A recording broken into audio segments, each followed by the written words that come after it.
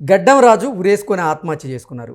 గడ్డం రాజు ఆత్మహత్య చేసుకోవడానికి తన భార్యే కారణం అంటూ తన భార్య మీద ఇప్పుడు ఆరోపణలు వస్తూ ఉన్నాయి. ఈ నేపథ్యంలోనే గడ్డం రాజు భార్య ఆవిడ ఈ వార్తలను ఖండిస్తూ నా భర్త చావుకి నాకు సంబంధం లేదు అంటూ గడ్డం రాజు భార్య సౌందర్య మాట్లాడుతూ ఉన్నారు. అసలు ఈ ఘటనలో ఏం జరిగింది, గడ్డం రాజు ఎందుకు ఆత్మహత్య చేసుకోవాల్సి వచ్చింది అనేది మనం పూర్తి స్థాయిలో విశ్లేషణ చేసుకుందాం. ప్రస్తుతం మనతో పట్టినారు ప్రముఖ రాజకీయ విశ్లేషకులు, ప్రముఖ సామాజికవేత్త కృష్ణకుమారి గారు. మేడంతో మాట్లాడదాం. మేడం నమస్తే. మేడం నమస్తే. గడ్డం రాజు అసలు ఉరేసుకొని ఆత్మహత్య చేసుకోవాల్సిన అవసరం ఎందుకు వచ్చింది, అసలు ఆ ఘటనలో ఏం జరిగింది అంటే ఏం చెప్తారు? వాళ్ళిద్దరూ ఎప్పటి నుంచో చిన్న చితగా గొడవలు పడుతున్నారని తెలిసింది. అయితే ఎప్పుడు గొడవలు పడినా కానీ కొంచెం ఒక 2 రోజులు 3 రోజులు సర్దుబాటు చేసుకోవడము అని నడుస్తూ ఉంది. అయితే వీళ్ళకి కొంచెం ఆర్థిక సమస్యలు కూడా ఉన్నాయి. దానివల్ల కూడా గొడవలు ఎక్కువ జరుగుతున్నట్లు అనిపించింది.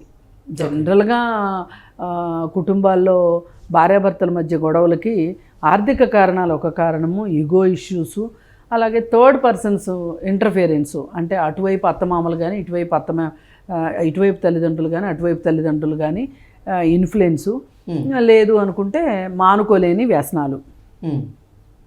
ఈ మధ్య కొత్తగా వచ్చి చేరింది ఏంటంటే ఈ betting apps, cricket betting, loan apps, వీటి వల్ల ఎక్కువ జరుగుతున్నాయి. ఇంతకంటే కారణాలు ఏమీ ఉండవు. మరి వీటిలో ఏమి కారణం తీసుకుందాము వీళ్ళ దగ్గర అంటే 2 ఇష్యూస్ అయితే కనిపిస్తున్నాయి. పెద్దగా అటు సైడ్ వాళ్ళు ఇటు సైడ్ వాళ్ళు పెద్దగా వీళ్ళని రెచ్చగొట్టింది కానీ వీళ్ళని ఇబ్బంది పెట్టింది కానీ పెద్దగా కనిపించట్లా. ఆ 2 కారణాలు ఏంటి అంటే ఆర్థికమైన కారణాలు, ఈగో ఇష్యూస్. ఈ ఈగో ఎంతవరకు వచ్చింది అంటే వీళ్ళిద్దరూ పోట్లాడుకున్నారు. సరే అతను ఆమె పోట్లాడుకున్నాం కదా, ఆమెను కొంచెం ప్రసన్నం చేసుకుందామని అప్పో చేసి ఒక చీర కొనుక్కొని వచ్చాడు. ఈమె ఆ చీర కట్టేసుకుని ఉన్నట్లయితే ఈ గొడవ సమాప్తం అయిపోయిండేది. ఈమె చీర కట్టుకోకుండా బతుకమ్మ ఆడడానికి వెళ్ళింది. అంటే భర్త ఎంతో ప్రేమగా తీసుకొచ్చినటువంటి చీరను పక్కన పెట్టేసి ఈవిడ వేరే చీర కట్టుకొని బతుకమ్మ ఆడడానికి వెళ్ళారు అని ఇతను అనుకుంటున్నాడు. ఇతను గడ్డవరాజు వైఫ్ నుంచి చూస్తే నేను గొడవ పడినప్పటికీ నేను అప్పు సప్పు చేసి చీర తీసుకొస్తే కూడా ఆ చీర కట్టుకోకుండా, నాతో మాట్లాడుకోకుండా, మన గొడవ సమసిపోయింది అని చెప్పి ఒప్పుకోకుండా ఈమె బతుకమ్మకి వెళ్తుందా అనే ఈగోకి అతను వెళ్ళాడు. ఇప్పుడు ఆ అమ్మాయి వైపు నుంచి చూద్దాం. ఎందుకంటే నేను ఫ్యామిలీ కౌన్సిలర్ కాబట్టి నాకు చెప్తుంటారు, ఏదైనా ఇట్లా ఒక గొడవ జరిగింది అన్నప్పుడు రెండో వాళ్ళు ఎలా ఆలోచిస్తారు. ఇప్పుడు ఎవరి సైడ్ నుంచి గొడవ స్టార్ట్ అయింది అన్నప్పుడు వాళ్ళే ఒక దారికి రావాలి అని చెప్పి రెండో వాళ్ళు అనుకుంటారు. వీళ్ళు అనుకుంటారు మాకేవో 100 సమస్యలు ఉన్నాయి, సరే గొడవ పడ్డాను, తప్పు నాదే కావచ్చు, ఆమె కొంచెం దారికి రావచ్చు కదా అని చెప్పి వీళ్ళు అనుకుంటారు. ఎవ్వరు ఏమనుకున్నా, ఎవ్వరు ఏం మాట్లాడినా ఫస్ట్ రెండో వాళ్ళే రాజీకి రావాలి అని అనుకోవడమే పెద్ద ఈగో ఇక్కడ. ఓకే, ఇప్పుడు నువ్వు కొంచెం కోపం తక్కువలో ఉన్నావు, నువ్వు రాజీకి రా. అసలు ఈగో ఉంటేనే గొడవలకు వస్తారు ఎవరైనా అనేది. అంటే ఇప్పుడు ఒక మంట మండుతుంటే మంటలను ఆర్పే పద్ధతి నేను చెప్తున్నా, కానీ ఆజ్యం పోసే వ్యవహారాలు ఏముంటాయి? నేను చీర తీసుకొచ్చా, ఇప్పుడు నేను గొడవపడి, నేను తిట్టింది, నేను బూతులు తిట్టింది, నేను కొట్టింది, ఇవన్నీ పక్కకి వెళ్ళిపోతాయి. నేను చీర తీసుకురాగానే ఓకే చేసేయాలి అని అతను అనుకుంటాడు. ఈమెమనుకుంటుంది, నన్ను నానా మాటలు అని నన్ను బాధ పెట్టి పండగ రోజుల్లో సైతం గొడవలు పెట్టుకొని నాతోటి ఈరోజు నేను చీర తీసుకురాగానే చీర కట్టుకుని తైతక్కలాడాలా అని ఏమనుకుంటుంది. ఓకే, ఇంకొకటి కూడా ఆలోచిస్తే ఎమోషన్స్ విషయంలో చాలా ఫాస్ట్గా ఎమోషన్స్ని జెంట్స్ షిఫ్ట్ చేసినంత ఈజీగా లేడీస్ చేయరు. ఎమోషన్ని క్యారీ చేస్తారు ఆడవాళ్ళు ఎక్కువ, మగవాళ్ళు క్యారీ చేయరు. ఇప్పుడు అనేస్తారు మాట, పడతారు మాట, ఇది ఇది ఇది ఇది త్వరగా పక్కకి వెళ్ళిపోవాలనుకుంటారు. ఇప్పుడు గొడవ పడిన తర్వాత ఎవరు ఫస్ట్ రాజీకి రావాలి అనే విషయంలో వీళ్ళెందుకు జెంట్స్ ఆడవాళ్లే తొందరగా రాజీకి రావాలి అని అనుకుంటారు అంటే అక్కడ ఒక ఈగో. వన్స్ ఆడవాళ్ళ నోట్లో నుంచి సరే ఇంక అయింది ఏదో అయింది అని వాళ్ళు పలకరించారనుకోండి, వీళ్ళకి ఈజీ అయిపోద్ది. ఓకే, ఇట్లాంటి టాస్కుల్ని వాళ్ళు ఎక్కువ భరించలేరు. దానికి వాళ్ళు చెప్పుకునే కారణం ఏంటి అంటే ఇవన్నీ ఇంటి వ్యవహారాలు. మేము మగాళ్ళని, మేము అవుట్ సైడ్ చాలా పెద్ద పెద్ద ఘనకార్యాలు ఉంటాయి మాకు. మేము పెద్ద సమస్యల్ని మేము పరిష్కారాలు చేస్తాం. ఈ ఇంట్లో ఈ చిన్న చిన్న తగాదాలు, మాట మాట అనుకోటాలు, ఇట్లాంటి చిన్న విషయాలు పరిష్కారం చేయాలని మేము అనుకోము. పైగా మేము చాలా ఉద్ధరించడానికి పుట్టాం కాబట్టి ఇదేదో తొందరగా సెటిల్ అయిపోతే, మ్యాటర్ క్లోజ్ అయిపోతే మేము నెక్స్ట్ టాస్క్కి వెళ్తాం అనే మెంటాలిటీ జెంట్స్కి ఉంటుంది. లేడీస్కి ఏముంటుందంటే ఏది ఏమైనా నేను అన్నం వండంది అన్నం తినలేడు, నేను మంచినీళ్ళు ఇయ్యండి మంచినీళ్ళు తాగలేడు, నేను బట్టలు ఉతుకుండే బట్టలు కట్టుకోలేడు, ఏదైనా నా చుట్టూ అని భార్య అనుకుంటుంది. ఓకే, అనుకుని రావచ్చుగా రాజీకి, కొంచెం బతిమలాడించుకుందామని ఉంటుంది. ఓకే, కొంత ఎమోషన్ని క్యారీ, వాళ్ళ చేతుల్లో ఉండదు ఆ ఎమోషన్ క్యారీ చేస్తారు అంతే. ఇది ప్రధానమైన కారణం భార్యాభర్తల మధ్యలో గొడవల్లో. మగవాళ్ళు ఏం కోరుకుంటారు, ఆడవాళ్ళు ఏం కోరుకుంటారు అనేది. ఇది గనక కొంచెము రోల్ని మనము అంటే ఏదైతే ఆ పాత భావన ఏదైతే ఉందో దాన్ని కొంచెం మార్చుకున్న మగవాళ్ళు, ఆ ఇగో తగ్గించుకున్న మగవాళ్ళు గొడవలు పడరు. ఒకవేళ గొడవ అయితే కూడా వాళ్ళే వచ్చి సారీ చెప్పాలని, వాళ్ళే వచ్చి ముందు ఎవరు పలకరిస్తారు అనే దానికి అంత ప్రాధాన్యత ఇవ్వరు మగవాళ్ళు.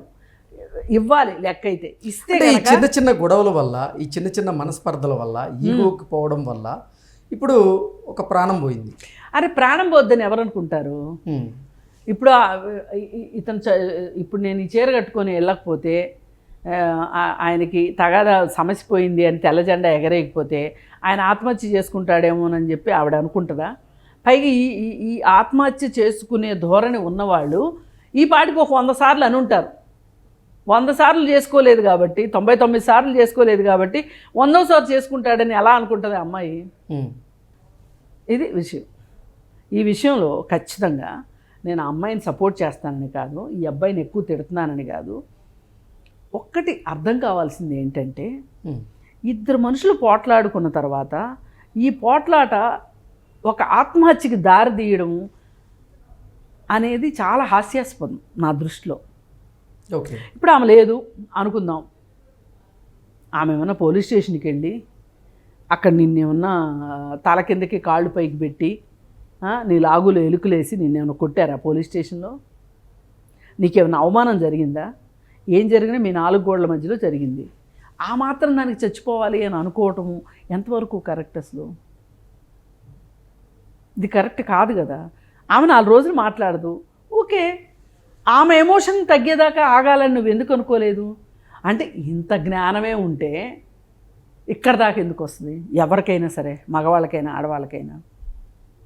అయితే నేను ఇళ్లల్లో వచ్చే తగాదాలకి రూట్స్ ఏంటో నేను ఇందాక మీకు ఎక్స్ప్లెయిన్ చేశాను కదా.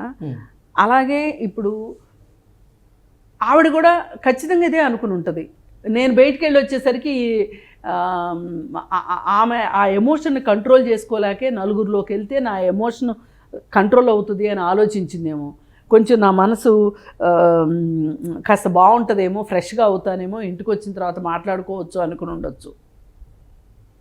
ఇప్పుడు ఒకటండి, ఎవరి వైపు నుంచి వింటే మనం వాళ్ళు చెప్పిందే కరెక్ట్ అనిపిస్తుంది. భార్యాభర్తల పంచాయతీల్లో కూడా ఇలాగే ఉంటుంది. అసలు పంచాయతీకి కూర్చున్న వాళ్ళు కానీ, కౌన్సిలింగ్ చేయడానికి కూర్చున్న వాళ్ళు కానీ వాళ్ళ తల వాసిపోద్ది ఓ రకంగా. ఎక్కడి నుంచి మొదలెడతారు అనుకుంటున్నారు? వాళ్ళ పెళ్లి చూపులప్పటి నుంచి మొదలెడతారు తగాదాలు. ఆ రోజే అనుకున్నా నేను, కానీ ఏమో లేని పెళ్లి చేసుకున్నా. ఏమో లేని మారతారులే అనుకుని పెళ్లి చేసుకున్నా. ఈ పెళ్లి చూపుల దగ్గర నుంచి వాళ్ళ ఎపిసోడ్ చెప్పుకుంటూ వచ్చి ఈ కాడికి వచ్చేసరికి మనకు సగం నీరసం వచ్చేస్తుంది. మళ్ళీ ఇప్పుడు రెండో వాళ్ళు మొదలెడతారు, వాళ్ళ స్టోరీ, వాళ్ళ సైడ్ స్టోరీ వాళ్ళు చెప్తారు. ఈ రెండు స్టోరీలు విని మళ్ళీ మనం కాస్త ఈ రెండింటిని అర్థం చేసుకుని ఈ రెండింటిని సింక్ చేసి సింక్రనైజ్ చేసి మనం ఒక డెసిషన్కి వచ్చేసరికి మనకు మూర్చి వచ్చినంత పని అవుతుంది. ఓకే, ఇలా ఉంటాయి. ఇది చాలా సింపుల్గా ఆడవాళ్ళు అలగటం తగ్గించుకున్నా, మగవాళ్ళు అహానికి వెళ్ళకపోయినా ఇళ్లలో తగాదాలు రావు. బేస్ పాయింట్స్ ఈ రెండే. ఆడవాళ్ళు అలుగుతారు, మగవాళ్ళు అహానికి పోతారు. ఈ అహం ఎంత దూరం వెళ్తుంది అంటే ఇష్టం వచ్చిన మాటలు మాట్లాడటానికి, వాళ్ళ బాడీ షేమింగ్ చేయటానికి, వాళ్ళని తిట్టడానికి, వాళ్ళు చేసే పనులు నచ్చలేదంటానికి, చాలా బాగుంది అన్న వీళ్ళిద్దరి మధ్యలో సామరస్యం బాగున్న రోజుల్లో అద్భుతంగా ఉన్న కూర, ఇది వీళ్ళు తగాదా ఆడుకున్న రోజు ఈ వంట పెంటలాగా ఉంది అని మాట్లాడగలిగిన సత్తా మగవాళ్ళకు ఉంటుంది. వాళ్ళు ఏం మాట్లాడతారు, మీ వాళ్ళంతా ఇంతే, నా నెత్తిని గింజలు నేల రాలిన దగ్గర నుంచి ఆ రోజు నుంచి ఈ రోజుకి నేను అనుభవిస్తానే ఉన్నా. ఈ మధ్యలో సంతోషకరమైన సంఘటనలు బోల్డ్ ఉంటాయి, అవన్నీ వదిలేస్తారు, ఇవి మాట్లాడడం మొదలెడతారు. ఈ దెప్పటాలు ఉన్నాయి చూసారా, అది భరించటం అనేది చాలా కష్టం.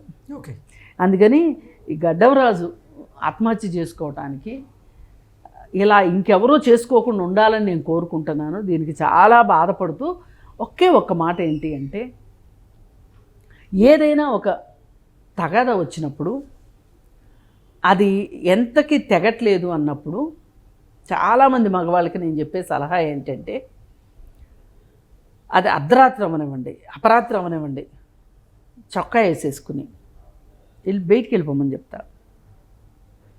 1-2 గంటలు ఆగి రమ్మని చెప్తా.